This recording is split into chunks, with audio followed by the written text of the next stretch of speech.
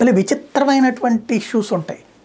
Iraq తాజాగా America మీద ఆగ్రహం వ్యక్తం చేసింది. ఎందుకంటే తన దేశంలో ఉన్నటువంటి ప్రదేశాల మీదన మిస్సైల్ దాడులు చేయడం ఏంటి అని. ఎవరు చేశారు? అమెరికా చేసింది అని. ఇరాక్లో ప్రజల చేత ఎన్నికైన ప్రభుత్వం ఉంది. దానికి ఒక సైన్యం ఉందా? దానికి ఒక రక్షణ వ్యవస్థ ఉందా? దాని జీతాలు ఇచ్చుకునే పరిస్థితిలో ఉందా? అక్కడే ఇస్లామిక్ రెసిస్టెన్స్ ఫోర్స్ ఉంటుంది, అక్కడే ఇస్లామిక్ జిహాదీ ఫోర్స్ ఉంటుంది, అక్కడే తీవ్రవాద స్థావరాలు ఉంటాయి. ఆ తీవ్రవాద స్థావరాల నుంచి అమెరికా బేసు అక్కడే ఉంటుంది. అమెరికా బేస్ మీద తీవ్రవాదులు దాడులు చేస్తూ ఉంటారు. వీళ్ళేమో సోద్యం చూస్తూ ఉంటారు. వీళ్ళకేం చేతకని దద్దమ్మలు.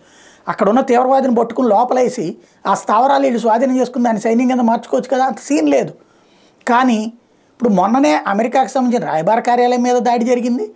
అదే సందర్భంలో అదే ఇరాక్లో ఉన్నటువంటి అమెరికా ఎయిర్ బేస్ మీద, అట్లాగే రాయబార కార్యాలయం మీద దాడి, అట్లాగే అక్కడే ఉన్నటువంటి ఇరాక్కి సంబంధించినటువంటి మొసాద్ కార్యాలయం మీద దాడి జరిగింది. అప్పుడు ఎవరు చేశారు? ఇరాక్లో ఉన్న ఇరాన్ తీవ్రవాద సంస్థ వాళ్ళు. దానికి ప్రతీకారంగా ఇప్పుడు అమెరికా దాడి చేస్తే అబ్బెబ్బే మా దేశం మీదకి దాడి ఎట్లా చేస్తారని అడుగుతోంది ఇరాక్. ఇరాన్ని కూడా ప్రశ్నించింది. ముందు అసలు నీ దగ్గర రక్షణ వ్యవస్థ లేకుండా ఎవడో తీవ్రవాది నీ కొంపలో కూర్చోబెట్టుకుని వాడు ఇక్కడి నుంచి యుద్ధం చేస్తుంటే అవతలవాడు యుద్ధం చేయకుండా చోద్యం చూస్తాడా? ఆ మాత్రం జ్ఞానం లేదంటే ఉండి ఏం చేయాలో అర్థం కానటువంటి దేశాలు సిరియా కావచ్చు, పాలస్తీనా కావచ్చు, లెబనాన్ కావచ్చు, లేకపోతే యెమెన్ కావచ్చు, ఇరాక్ కావచ్చు, ఇవన్నీ కూడా.